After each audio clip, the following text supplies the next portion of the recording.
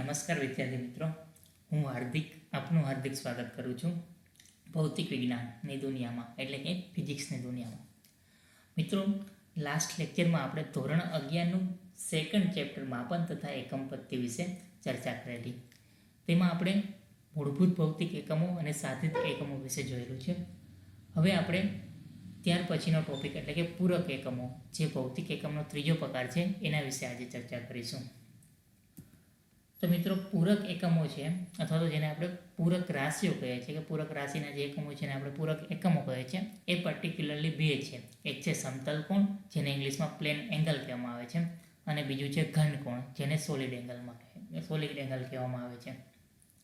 સમતલ કોણ એ 2 ડાયમેન્શનમાં, મતલબ કે દ્વિપરિમાણ લઈએ ત્યારે વાત કરવામાં આવે છે, અને ઘન કોણ છે એ 3 ડાયમેન્શનમાં, જ્યારે ત્રિપરિમાણમાં વાત કરીએ છીએ ત્યારે એની ચર્ચા છે કરવામાં આવે છે. આ બંને એકમો છે આજે આપણે ડિટેલમાં જોવાના છે.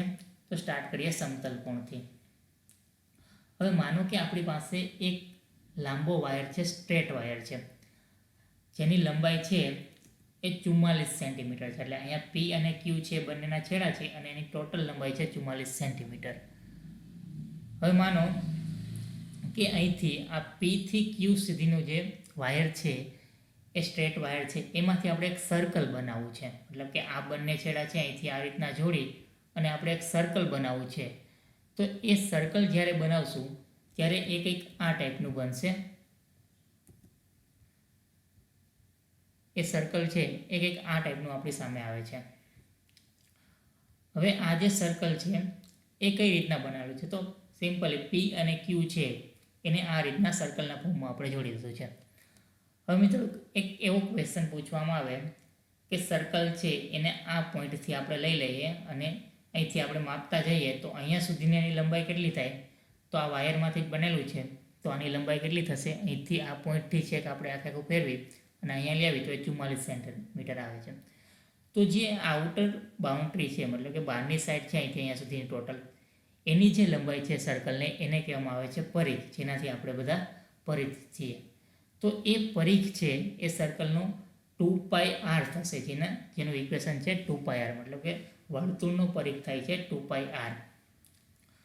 હવે એવી જ રીતના માનો કે આપણે સર્કલનો થોડો વધુ અભ્યાસ કરીએ ત્યારે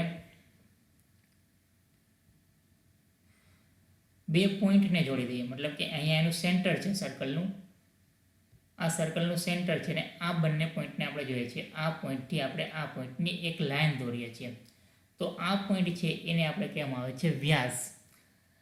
આ વ્યાસ છે એ સેન્ટરમાંથી પસાર થતો હોવો જોઈએ અને સર્કલના કોઈ પણ બે પોઈન્ટ છે એને છેદતો હોવો જોઈએ, અથવા તો એના ઉપર આવવો જોઈએ.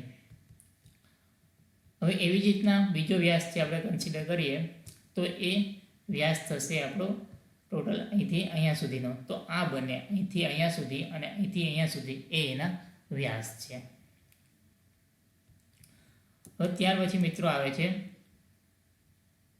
એની ચાપ છે, વર્તુળનો ચાપ, એ કઈ રીતના બનતો હોય છે એ આપણે જોઈએ. માનો કે સર્કલ છે એની આ બાઉન્ડ્રી છે, એના હું બે પોઈન્ટ એથી બી સુધી વિચારીએ છીએ કે અહીંથી એથી બી સુધીની આ જે લંબાઈ છે એથી બે સુધી, મતલબ કે આખી સર્કલ નહીં પણ એનો થોડો ભાગ, અહીંથી એથી બે સુધીનો જે ભાગ છે એને આપણે કહીએ છીએ ચાપ. હવે આ જે ચાપ છે એના બી પોઈન્ટ પાસેથી હું એક લાઇન ડ્રો કરું છું અને અહીંયા સર્કલ પાસે લાવું છું, સર્કલના સેન્ટર પાસે લાવું છું. તો સર્કલના સેન્ટરથી અહીંયા બી સુધીની આ લાઈન છે એને આપણે કહીએ છીએ ત્રિજ્યા. હવે આ ત્રિજ્યા છે એ અહીંયા કંઈક ખૂણો બનાવે છે અહીંયા, અને એ ખૂણો છે એ આપણા માટે કહેવાશે સમતલ કોણ, જેને તમે અત્યાર સુધી ખૂણો કહેતા હતા સિમ્પલ, એ હવે આપણા માટે બનશે સમતલ કોણ, કારણ કે એ 2 ડાયમેન્શનમાં છે, અને 2 ડાયમેન્શનમાં આપણે એને સમતલ કહીએ છીએ. તો આ જે ખૂણો છે થીટા લીધો છે, અને અહીંયા જે ખૂણો બને છે એને સમતલમાં છે, એટલે આપણે એને કહીએ છીએ સમતલ કોણ. હવે સમતલ કોણને આપણે વ્યાખ્યાયિત કરવાનો છે, અને એ સિવાય આપણે એ પણ જોવાનું છે કે ચાપ, ત્રિજ્યા અને ખૂણા સાથેનો સંબંધ શું છે, અને પરિઘમાંથી આર છે એ r = 7 સેન્ટીમીટર કઈ રીતના બને છે એ પણ આપણે જોવાનું છે.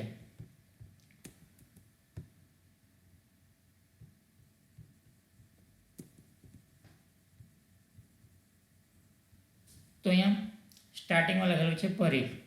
તો પરિઘ એટલે 2πr એ આપણને ખબર છે. પરિઘ શું છે? તો પોઈન્ટ 1 થી ટોટલ અહીંયા સુધીની લંબાઈ છે એ કેટલી છે? 44 સેન્ટીમીટર. એટલે પરિઘની જગ્યાએ મૂકશું આપણે 44 સેન્ટીમીટર. ટુની વેલ્યુ 2 રહેશે, પાઈની વેલ્યુ થશે 22/7 અને આરની વેલ્યુ r રહેશે. r છે આપણે માટે ફાઇન્ડ આઉટ કરવાનો છે, એ કેટલો છે આપણે શોધવાનું છે.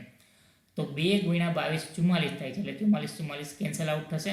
7 નીચે છે એટલે સામે અહીંયા આવશે, તો r મતલબ કે ત્રિજ્યાની વેલ્યુ થશે 7. હવે સેકન્ડ છે ખૂણો, ચાપ અને ત્રિજ્યા છે એનું રિલેશન શું છે, એનો સંબંધ શું છે. તો આપણે સેકન્ડરીમાં બહુ સારી રીતના ભણી ગયા છે કે ખૂણો એટલે ચાપના છેદમાં ત્રિજ્યા. તમને આ ઇક્વેશન છે એ બાય હાર્ટ જ હશે કે ખૂણો એટલે ચાપના છેદમાં ત્રિજ્યા. તો ખૂણાની વેલ્યુ છે એનું ડિનોશન છે થીટા. તો ખૂણા માટે લખેલું છે થીટા. ચાપ એટલે 1 થી 2 સુધીની આટલો જે લંબાઈ છે એને આપણે ડિનોટ કરીએ છીએ x વડે. તો ચાપ માટે લખેલું છે x અને ત્રિજ્યાને ડિનોટ કરીએ છીએ r વડે. તો એને માટે લખેલું છે r. તો જે આ ખૂણો છે એને કહેવામાં આવશે સમતલ કોણ અને એ આપણો બનશે પૂરક રાશિ. હવે પૂરક રાશિ છે સમતલ કોણ એટલે એનો કંઈક એકમ હોવો જોઈએ. તો એનો SI એકમ આપેલો છે રેડિયન. અત્યાર સુધી તમે ખૂણા માટે ડિગ્રી વાપરતા, પણ એનો SI એકમ છે એ રેડિયન છે. ડિગ્રી છે એનો SI એકમ નથી, એનો એકમ છે એ સાચી વાત છે, પણ એ એનો બીજો કોઈ એકમ છે, SI એકમ છે એ ખૂણાનો રેડિયન છે. હવે એની વ્યાખ્યા આપવી હોય મિત્રો, તો વ્યાખ્યા કઈ રીતના થશે? તો સિમ્પલ આપણી પાસે આ જે ઇક્વેશન છે ખૂણો બરાબર ચાપના છેદમાં ત્રિજ્યા, તો એ ઇક્વેશન ઉપરથી જ આપણે એની વ્યાખ્યા છે એ કરવામાં આવશે.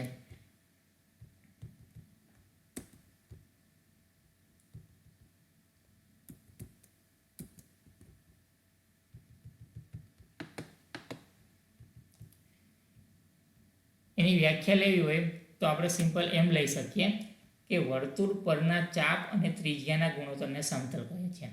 તો એક વર્તુળ છે, એની આ ચાપ છે. અહીંયા આ જે વર્તુળ છે એની ચાપ છે a થી b, જેને આપણે x લખે છે. આ ચાપ અને ત્રિજ્યા કઈ છે? આ r માટે. તો ચાપ અને ત્રિજ્યાનો જે ગુણોત્તર છે એને આપણે શું કહીએ છીએ? સમતલ કોણ થીટા. આ એની સિમ્પલ ડેફિનેશન છે. હવે એના પછી આપણે સમતલ કોણથી થોડું આગળ જોઈએ. તો ખૂણો બરાબર ચાપના છેદમાં ત્રિજ્યા અને આ ઇક્વેશન છે આપણે સારી રીતના સમજી ગયા છે. હવે આપણે એક કન્ડિશન લઈએ કે જો x = r હોય, મતલબ કે એક્સની જેટલી વેલ્યુ છે એટલી આરની વેલ્યુ હોય. એનો મતલબ એવો થાય કે અહીંથી અહીંયા સુધી જેટલી તમારી વેલ્યુ છે, જેને આપણે ચાપ કહીએ છીએ, એટલી જ વેલ્યુ અહીંથી અહીંયા સુધીની હોય. આ બંને લંબાઈ સરખી હોય તો શું થશે એ આપણે જોઈએ. જો એક્સની વેલ્યુ છે એ r જેટલી જ હોય તો ઉપરનું જે ઇક્વેશન છે એ ઇક્વેશન કઈ રીતના આવશે? તો થીટા તો એ જ રહેશે. એક્સની વેલ્યુ કેટલી છે? 7 છે. આપણે આગળની સ્લાઇડમાં જોયું કે એક્સની વેલ્યુ આપણે લીધી છે 7 સેન્ટીમીટર. સોરી, આરની વેલ્યુ લીધી છે આપણે 7 સેન્ટીમીટર. તો આરની જેટલી વેલ્યુ છે એટલી એક્સની વેલ્યુ થાય એવી આપણી કન્ડિશન છે. તો આરની 7 વેલ્યુ છે તો એક્સની પણ 7 હોવી જોઈએ. તો આ ઇક્વેશનમાં આપણે વેલ્યુ મૂકશું તો એ સિમ્પલ થશે 7/7. અહીંયા ઉપર પણ સેન્ટીમીટર આવશે અને નીચે પણ સેન્ટીમીટર આવશે, કારણ કે સેન્ટીમીટર છે એ બંનેનો યુનિટ છે લંબાઈ અને ચાપ માટે લંબાઈમાં આપે છે. એટલે સેન્ટીમીટર છે કેન્સલ થશે, નીચે આવશે સેન્ટીમીટર, એ થોડી ભૂલ છે. તો 7/7 કરશો તો આપણને શું મળશે? એક રેડિયન. તો આના પરથી આપણે એક નવી વ્યાખ્યા મળશે એક રેડિયનની, અને એ વ્યાખ્યા શું હશે? તો એ વ્યાખ્યા કંઈક એવી હશે કે જ્યારે ચાપનું જેટલું વેલ્યુ છે એટલી જ વેલ્યુ ત્રિજ્યાની થાય, તો ત્રિજ્યાની જેટલી વેલ્યુ છે એટલી જ ચાપની વેલ્યુ થાય, ત્યારે જે સમતલ કોણ બને છે એને આપણે કહીશું એક રેડિયન. તો એક રેડિયનની વ્યાખ્યા છે આ ઇક્વેશન પરથી જ મળશે કે આ બંને વેલ્યુ એક્સ અને આરની સેમ થાય. તો ત્રિજ્યા જેટલી જ લંબાઈના વર્તુળના ચાપે કેન્દ્ર સાથે બનાવેલ સમતલ કોણને એક રેડિયન કહે છે. આગળ વાત કરીએ એમ ત્રિજ્યા એના ત્રિજ્યાની જેટલી લંબાઈ હોય એટલી જ લંબાઈ વર્તુળના ચાપની હોય, અને ત્યારે જે અહીંયા ખૂણો બને છે એ ખૂણાને આપણે કહીશું એક રેડિયન. હવે એના પછી આપણે જોઈએ કે અત્યાર સુધી આપણે ખૂણો માપતા હતા એ ડિગ્રીમાં માપતા હતા, અને હવે આપણા માટે આવે છે રેડિયન. તો રેડિયન અને ડિગ્રી વચ્ચે કંઈક સંબંધ હોવો જોઈએ. અને એ સંબંધ છે એની આપણે વાત છે હવે નેક્સ્ટ સ્લાઇડમાં કરશું. હવે અહીંયા સુધી આપણે જોઈએ છીએ કે ખૂણો બરાબર ચાપના છેદમાં ત્રિજ્યા. આ ઇક્વેશન તો તમને બાય હાર્ટ જ છે. અને એ પરથી આપણે લખીએ છીએ થીટા બરાબર એક્સના છેદમાં આર. હવે અહીંયા તમારી સામે કોણ માપક છે અને એ સર્ક્યુલર ફોર્મમાં છે. તમે અત્યાર સુધી કોણ માપક છે એ હાફ જોયું હશે, મતલબ કે 0 થી 180 ડિગ્રી લગીનનું કોણ માપક છે એનો યુઝ તમે ગણિતમાં કર્યો હશે ધોરણ 10 સુધી. હવે આને આપણે કમ્પ્લીટ એક સર્કલ કરીએ, મતલબ કે સર્ક્યુલર ફોર્મમાં લઈ જઈએ. આપણે આગળ વર્તુળ લીધું હતું તો વર્તુળના ફોર્મમાં લઈ જાય તો ટોટલ કેટલું, એક વર્તુળમાં ટોટલ કેટલા ડિગ્રી સુધી ખૂણો બને છે? તો 0 થી લઈ અહીંયા 90 બને છે, પછી 180 બને છે, પછી 270 બને છે, અહીંયા 350 પ્લસ 10 આવશે એટલે 360 સુધી. મતલબ કે એક વર્તુળ પર ટોટલ ડિગ્રીમાં કેટલા ખૂણા હોય છે? તો 360 ડિગ્રી, 360 ડિગ્રી છે એક વર્તુળમાં ખૂણા હોય છે. હવે આપણે શું કરવાનું છે? ડિગ્રી અને રેડિયન વચ્ચે શું સંબંધ છે? ડિગ્રી પણ કોનો યુનિટ છે? એ પણ ખૂણાનો એકમ છે, સમતલ કોણનો એકમ છે, અને રેડિયન પણ સમતલ કોણનો એકમ છે. તો બંને વચ્ચે કંઈક સંબંધ હોવો જોઈએ. દાખલા તરીકે આપણે જોઈએ છીએ કે 1000 મીટર બરાબર 1 કિલોમીટર થાય છે. તો 1 કિલોમીટર અને મીટર વચ્ચેનો સંબંધ છે. 1000 ગ્રામ બરાબર 1 કિલોગ્રામ થાય છે. તો 1 કિલોગ્રામ અને ગ્રામ વચ્ચેનો સંબંધ છે. તો અહીંયા ડિગ્રી અને રેડિયન વચ્ચેનો શું સંબંધ છે એ હવે આપણે આ સ્લાઇડમાં જોઈશું. તો જો થીટા બરાબર 360 ડિગ્રી થાય, મતલબ કે આપણો જે આ ખૂણો છે એની વેલ્યુ કેટલી થાય? 360. એટલે અહીંથી લઈ ટોટલ અહીંથી લઈ અને અહીંયા સુધીનો આખો ખૂણો હોય એવું કહેવા માગે છે કે થીટા બરાબર 360 ડિગ્રી થાય તો ચાપ કેટલી થાય? પરિઘ જેટલી. કારણ કે થીટાની વેલ્યુ શું છે? ચાપના છેદમાં ત્રિજ્યા. હવે ખૂણો જ 360 થઈ જાય તો ચાપ કેટલી થાય? કારણ કે ખૂણો છે ટોટલ અહીંથી અહીંયા સુધીનો આખો ખૂણો બને છે. તો જ્યારે થીટાની વેલ્યુ 360 થશે ત્યારે ચાપ છે એની વેલ્યુ પરિઘ જેટલી થશે. અને વર્તુળ માટે પરિઘનું ઇક્વેશન શું છે? 2πr. તો આગળ જોઈએ મિત્રો, આ ઇક્વેશન છે, આ બંને વેલ્યુ છે આપણે ઉપરના ઇક્વેશનમાં મૂકીએ તો આપણને શું મળે છે એ જોઈએ.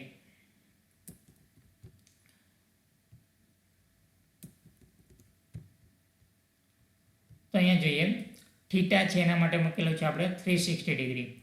ચાપ છે જ્યારે ખૂણાની વેલ્યુ 360 થાય છે જ્યારે ચાપની વેલ્યુ થાય છે 2πr. તો ચાપ માટે મૂકેલું છે આપણે 2πr અને r તો નીચે r જ આવશે. હવે શું થશે? તો r અને r છે એ બંને કેન્સલ આઉટ થશે. એટલે અહીંયા નેક્સ્ટ ટર્મ છે એમાં છે એ આપણી r અને r છે એ કેન્સલ આઉટ થશે. તો કેન્સલ આઉટ થશે એટલે અહીંયા r ઉડી જશે એટલે 360 ડિગ્રી છે ઇઝ ઇક્વલ ટુ 2π રેડિયન આવશે. આ બાજુ ડિગ્રી છે, આ બાજુ રેડિયન છે, બંનેના એકમ છે.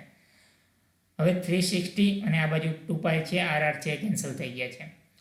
તો બંનેને હું 2 વડે ડિવાઈડ કરું અથવા તો આ 2 છે ને અહીંયા નીચે લઈ આવું તો કેટલા આવશે? 360 ડિવાઈડ બાય 2 કરો એટલે તમને 180 મળશે, 180 મળશે. તો 180 is equal to pi radian. તો એક સિમ્પલ સંબંધ આવ્યો કે અહીંથી 0 થી તમે 180 સુધી જાઓ તો આટલું સર્કલ છે તમારું કેટલું બનશે? પાઈ રેડિયન. તો એ ખૂણાને આપણે પાઈ કહેશું. અને એને તમે ફર્ધર સિમ્પ્લિફાઈ કરો તો મારે 1 ડિગ્રી એટલે કેટલા રેડિયન થાય એ જોવું હોય તો 180 ને હું અહીંયા નીચે લઈ જાઉં તો 1 ડિગ્રી બરાબર પાઈના છેદમાં 180 રેડિયન. આ છે એનું રિલેશન. હવે તમને કોઈ એમ પૂછે કે 1 રેડિયન બરાબર કેટલા ડિગ્રી, તો આનું ઉલટું કરી નાખવાનું કે 180 અપોન પાઈ કરો તો 180 અપોન પાઈ એ 1 રેડિયન બરાબર 180 અપોન પાઈ છે એ તમારી ડિગ્રી થશે.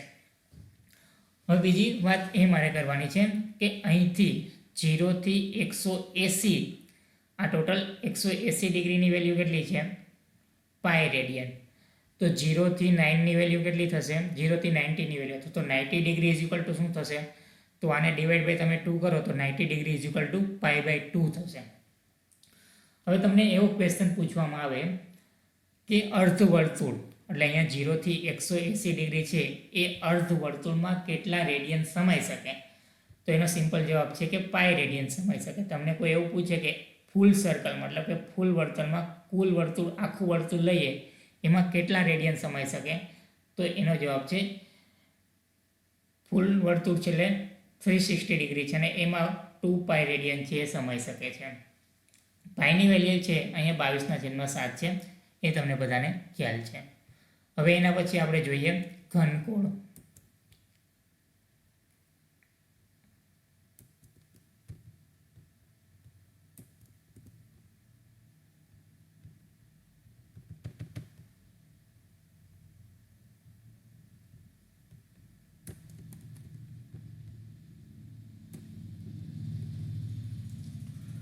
સોરી, એક વસ્તુ છે બીજી કહેવાની રહી ગઈ છે કે 1 ડિગ્રી છે એના તમે 60 ડિવાઈડ કરો, મતલબ કે 1 ડિગ્રીના તમે 60 નાના નાના ભાગ કરો તો એ પ્રત્યેક ભાગ છે એને આપણે મિનિટ કહે છે. એટલે ડિગ્રીથી નાનો એકમ છે મિનિટ, અને ડિગ્રી અને મિનિટ વચ્ચે શું સંબંધ છે?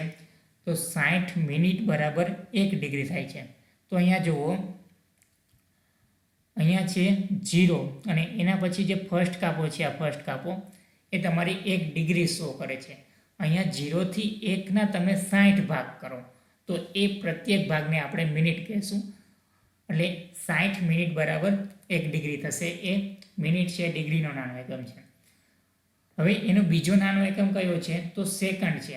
તમે 1 મિનિટના, મતલબ કે અહીંથી આના 60 ભાગ તો કરવાના, 0 થી 60 હોય એટલે 1 મિનિટ બને, એ મિનિટના પણ તમે 60 ભાગ કરો તો એ પ્રત્યેક ભાગ તમારો 60 સેકન્ડ થશે. એટલે 60 સેકન્ડ થશે ત્યારે 1 મિનિટ બનશે, અને 60 મિનિટ થશે ત્યારે 1 ડિગ્રી બનશે. એ આપણે આગળ છે જ્યારે પણ ફિઝિક્સને લગતા દાખલા ગણશું અથવા તો ખૂણાને લગતા દાખલા ગણશું ત્યારે આ કન્વર્ઝેશન છે આપણા માટે બહુ ઉપયોગી બનશે.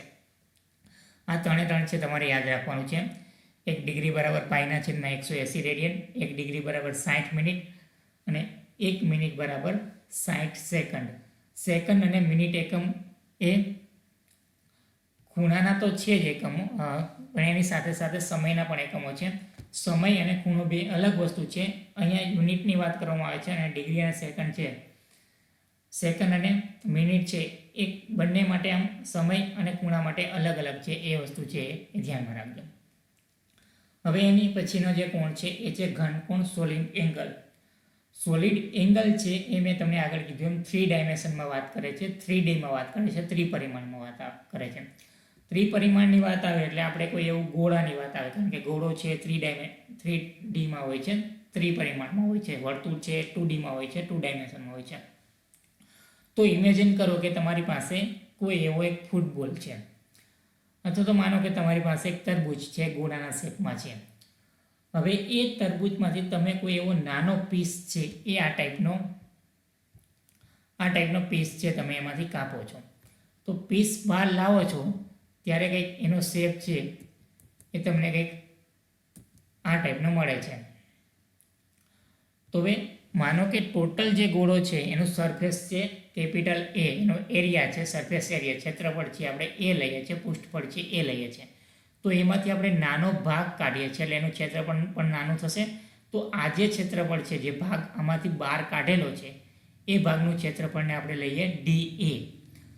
હવે જે આ ભાગ બહાર કાઢેલો છે આ શેપમાંથી, ગોળામાંથી, એ કેન્દ્ર આગળ કંઈક ખૂણો બનાવશે. અહીંયા છે કંઈક ખૂણો ક્રિએટ કરશે, અને એ ખૂણો કરશે, એ ખૂણાને નામ આપશું આપણે d ઓમેગા.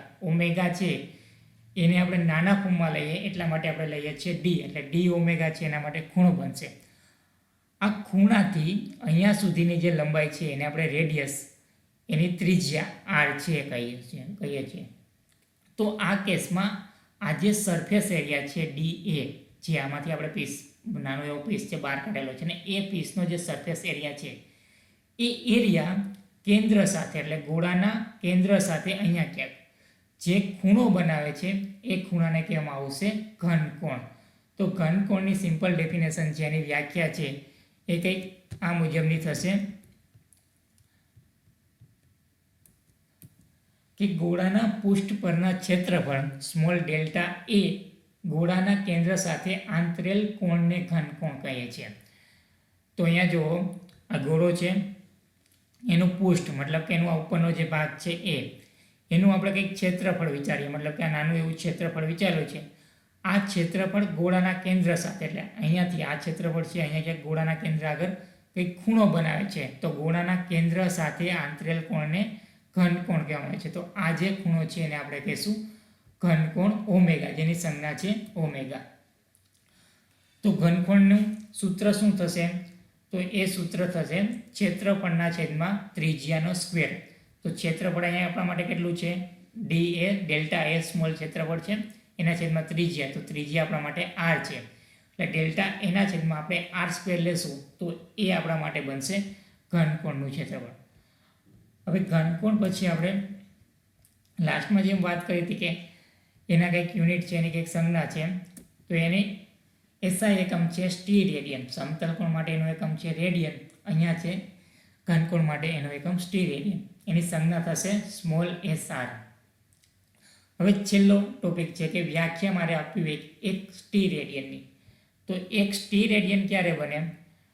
તો આ જે વેલ્યુ છે, મતલબ કે ડેલ્ટા એ અપોન આર સ્ક્વેર, એની વેલ્યુ જો 1 થાય તો એક સ્ટી રેડિયન બને. તો ઘનકોણની વેલ્યુ 1 થાય ત્યારે સ્ટી રેડિયન બને.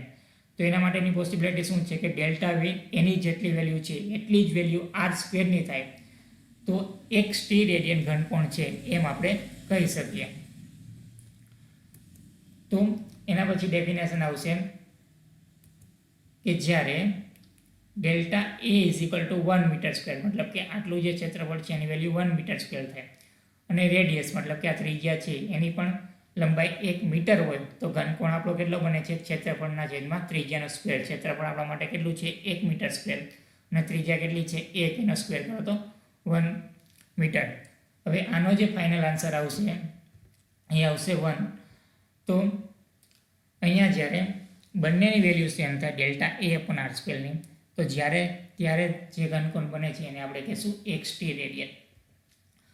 તો મિત્રો આજે આપણે પૂરક એકમોમાં પર્ટિક્યુલરલી સમતલ કોણ અને ઘનકોણ છે એની ચર્ચા કરી હતી. અહીંયા સુધી આજે આપણે સેકન્ડ લેક્ચર છે રાખીએ છીએ.